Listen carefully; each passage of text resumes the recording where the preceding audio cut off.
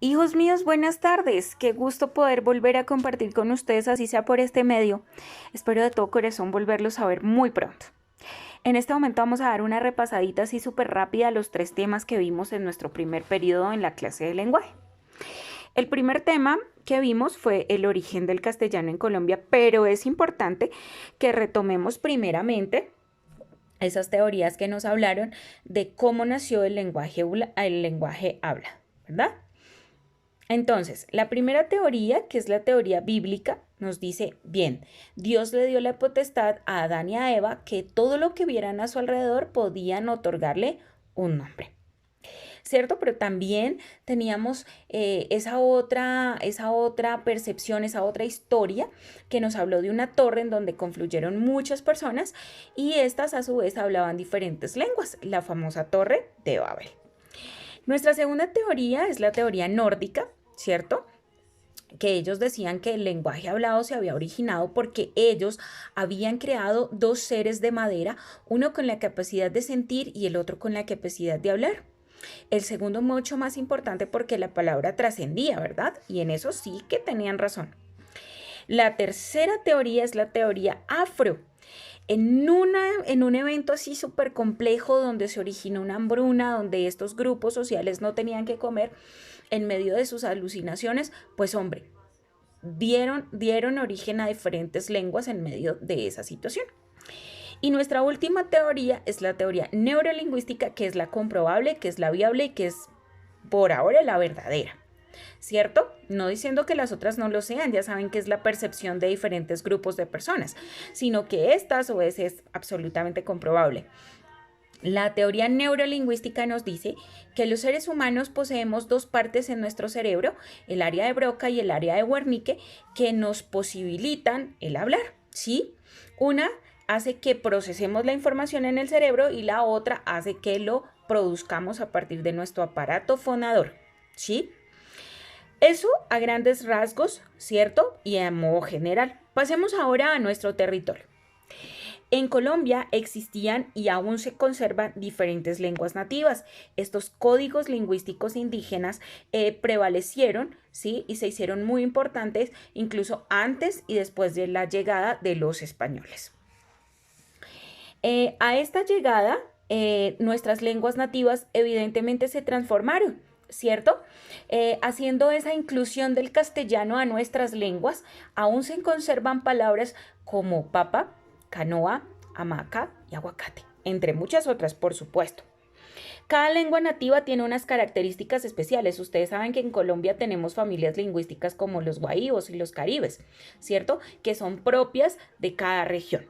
¿Mm? Por este lado tenemos que durante la colonización española y las evangelizaciones hubo una transformación radical dentro de las producciones lingüísticas orales, porque ustedes saben que no había escritura en el momento, en las producciones orales de nuestros grupos nativos. Aquí una pildorita nueva, esto no se los había dicho en clase, pero me parece que es importante. La etnolingüística, que es la ciencia que se encarga del estudio de las lenguas nativas. ¿Sí? Aquí tenemos algo muy importante y es que la etnolingüística le permite a algunos especialistas estudiar diferentes manifestaciones orales, ¿sí? Comunicativas, pero sin intervenir, sin hacerle daño a esa originalidad, cosa que no hicieron los colonizadores. Mis amores, esto en primera instancia. Gracias a estas familias lingüísticas tenemos una tradición oral hermosísima, ¿no? Esos escritos, esas historias que hicieron parte de nuestras comunidades indígenas. Esa tradición oral es la práctica comunicativa más representativa de nuestros pueblos. Ustedes saben que para ellos la oralidad cobra una relevancia impresionante, ¿cierto? Porque aunque su escritura, su manifestación escrita, estaba plasmada en algunas técnicas rupestres, en algunos dibujitos, pues de manera simbólica creaban su acontecer, la oralidad tiene una incidencia muy grande porque esto hacía que la comunidad se uniera en torno a la palabra. De esa concepción surgen dos manifestaciones muy importantes que son los mitos que dan origen, ¿sí? al universo, que explican esas nacencias, esas cosas que pues de alguna manera no tenían explicación, ¿verdad? Entonces el mito es tan importante porque a partir de él conocemos el nacimiento de todo lo que está a nuestro alrededor según la teoría indígena.